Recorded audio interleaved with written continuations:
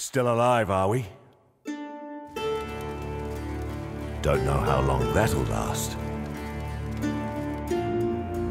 The Ray class we know, it's gone. The Ray class of old, land of ghosts and gods. It's waking up.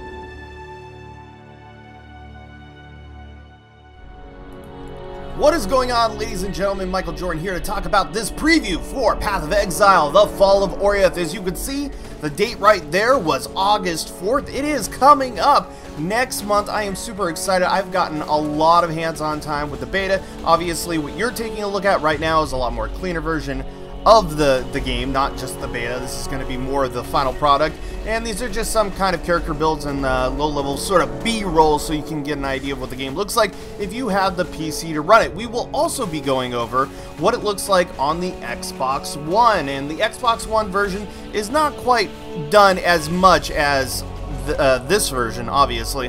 It's still got some stuff to work on, but it'll give you a good idea of how the game kind of moves, and I'll try to help narrate some of the stuff that's going on the screen when we talk about the Xbox One version. Right here we have some characters in some garb and stuff that is not really familiar. These are probably costume purchase items and whatnot, but there's a bunch of new skills that they're going to be releasing. The beta has been spectacular to me personally. My system hasn't been the greatest to run Path of Exile. I've always tried. I really like the game. So I make do with some lag and stuff on my kind of PC end. But one of the things that's actually amazing, the beta runs a hell of a lot better than the standard game. So as soon as you get the new update, there's going to be dynamic scaling that just makes the system run, I mean the game run so much more better. I was genuinely shocked of just how well the game was running, and I really didn't have to do anything. Normally when I play Path of Exile, I have to do a lot of optimization and move shit around and stuff like that, and it's kind of a hassle, like most PC games are, and that's why a lot of people like to play a console game, because they don't have to deal with any of that stuff.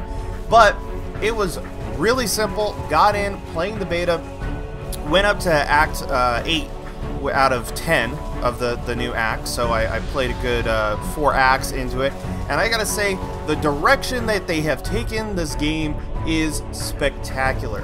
Normally when you're playing a game like this, it followed the kind of Diablo formula, and obviously this is a spiritual successor to the Diablo 2, not so much Diablo as a series, because Diablo 3 obviously went off the rails, and I say obviously too much, but one of the things that's really interesting is they've taken that kind of grind aspect and just thrown it out the window and made it so that you're going to be playing a continuous story. Every act is different, adds to the story, adds to the characters.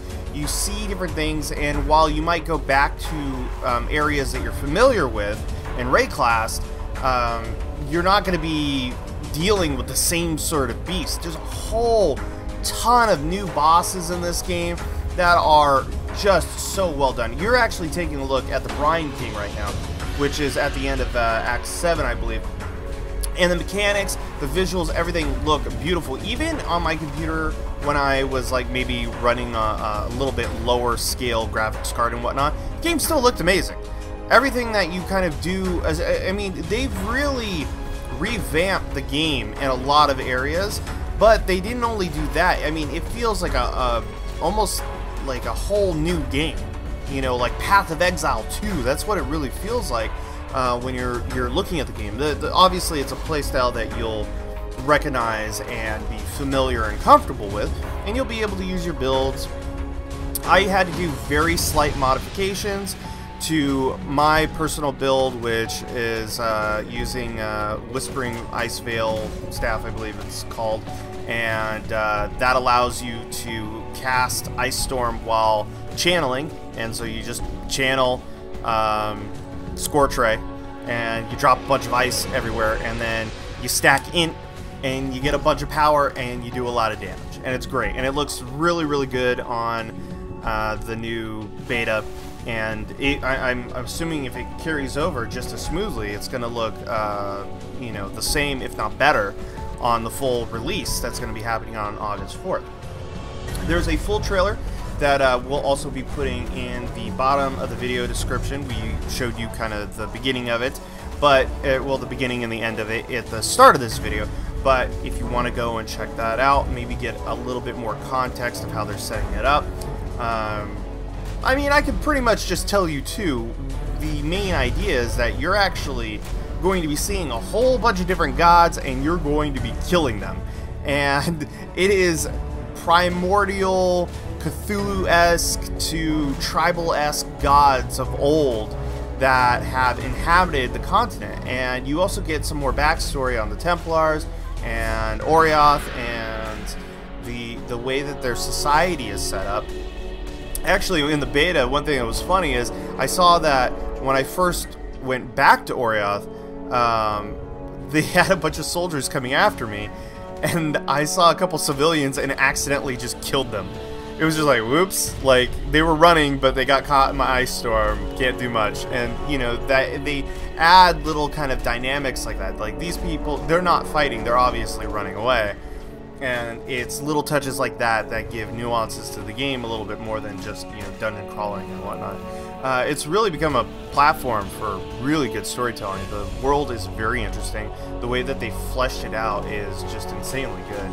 And it really brings together kind of the class conflict with the conflict with the exiles, with your place in this world that they're building.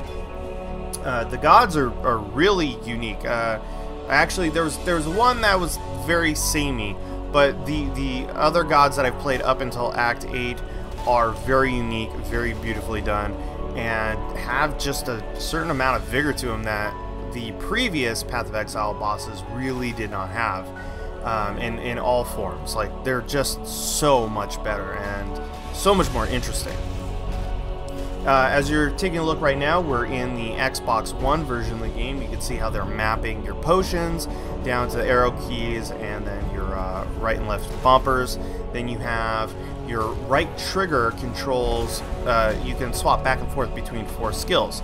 This is actually a very similar system to Phantasy Star Online, if you are familiar with that series, where you can swap skills by using your trigger and have them placed and whatnot.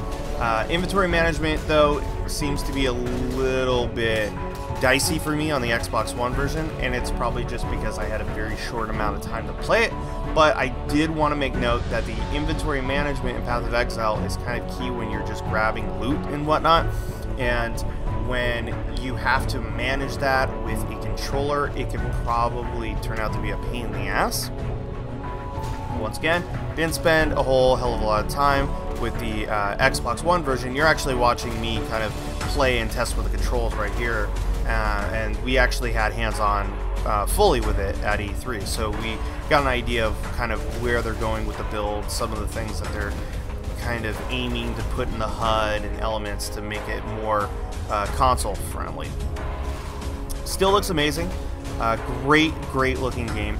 And you'll notice that there's some things changing with the map if you've not, you know, dug your nose into the beta and or haven't been paying attention to any news of what they've been doing stylistically and whatnot. But that's the same on the PC version, where you're actually having the map spread out with a barrier around it so that you can tell exactly where you've explored. And that's really helped me when I've been rushing through, because I believe I got to chapter 8 in 2 days. I just hardcore pushed through the game and used a similar build but modified of what I play on standard, and have made it to basically clear, just massive clear, and it worked out really well for me. Slight modifications need to be done. There has, in my personal opinion, been a slight nerf Not too much, but there's a slight nerf to energy shield, especially with your leveling nodes and stuff like that. But I'm interested to see what comes out of it. Obviously, I don't have any experience with the new skills, really, because they haven't presented that to us outside of the demos at E3. So, a lot of this is you're taking a look at the video, boss battles that are very intricately done with very specific arena kind of mechanics. It feels almost like a MMO sort of style mechanic setup, but what you're looking at is phases, right? They're trying to push more of a set phase. Like, you do so much damage, then it goes into a kind of trash mob phase, and then it goes back to the fight after you clear the trash mobs.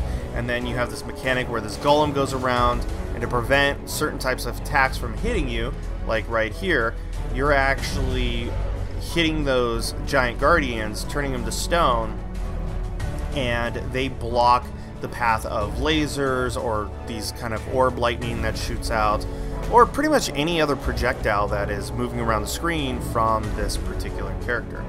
The character I'm playing right now is using totems, just flame totem, and it's very interesting because now you're taking a look at this two-phase setup that's going on, right? Where you had the initial boss fight and then it goes into phase 2 after you kill him, just like that MMO feel. Now this character right here really kind of pushes your way. This is in Act 5. It's not the end of Act 5, but this is in Act 5, and it really after this fight, it really sets the stage of what you're going to be doing in the future and your motivations to move forward. It's one of the most pivotal points in the game, and I felt like the way that they handled the story in this situation was very interesting, so I can't wait to see what people think about it when they try it themselves. That was a little glitch there. They haven't fixed it, by the way, but that's just the thing that happens. So, hey. Now you're looking at the character of Innocence right there, and it's almost... They have this whole lore between innocence and sin. And you can see me using the statue to block the laser beam while I'm also trying not to get hit in the face with a giant stone sword. But the dynamics between those two characters are not just simple black and white. You know, there's a lot of nuance in Path of Exile stories, and they all come full circle, usually. Like, there's usually a cycle of maybe corruption or, like, misplaced. You know, the road to hell is paved in good intentions, essentially. And that's what a lot of the characters... Some of them are obviously despicable bad guys, but in this situation, it's one of those kind of character arcs. And right here, you're kind of seeing what happens afterward. No spoilers of the Cataclysm event, but this is sort of the aftermath of the temple. This temple was all peachy keen and dandy, and then when you got there and you did what you did, this is basically what happens to it, and all hell breaks loose. The way that they've kind of used areas in, let's say, Act 5, where there's a sort of oh man, I forgot what it is, like phasing or something like that, but basically areas change to after you do certain actions, after you progress. So while you're going through an area, it might be like you know, very clean, palatable area, but then all of a sudden you do something and it looks like this hellscape. And so they've added in that ability, and so that makes me hopeful for the future that they use, you know, stuff more like that. But I have to be honest, by the time I finished Act 8, I was already level 61, and a lot of people basically grind to around 80. You lose a lot of experience if you die, and so people tend to push it. But, you know, if you're surviving, like if you have my build and you're surviving, you'll easily get into the 90s, no problem. So now we'll take a look at the last bit. You're seeing this. This is the final boss fight of Act 5. So there's a lot more in store for this game, and this is a pretty cool and epic boss fight. It's very interesting. It shows a lot of character depth, and it shows the transformation of something that's going to be there for the rest of the game, kind of hanging its weird 3-fingered claw over your head, or 2 fingers and a claw thumb, who knows. But it's very, very interesting. The character designs are beautiful, and there are so many different NPC models and stuff that they have developed for this expansion. And one thing people usually get on is like, oh, there's just like reskins or things like that, but there are legit new NPCs and enemies that you haven't seen before, and they are modeled and act completely differently. So that's about it for Path of Exile. Thank you guys so much for watching. Hope you enjoyed this video. Hope you enjoyed the Xbox One version and the PC version of Fall of Oriath, which no word just yet on the Xbox One version, but August 4th is when you're going to be seeing the release of Fall of Oriath, and probably a brand new league. So you're going to be wanting to stay tuned when that happens, so that you'll be able to jump right in and play with everybody in the brand new league, whatever that may be. Once again, if you like the videos that we do, please hit the like, hit the subscribe. It really, really helps us out. If you want to be more generous than that, feel free to hit up our Patreon page, which is down in the link below. And I hope to catch you guys in the next video.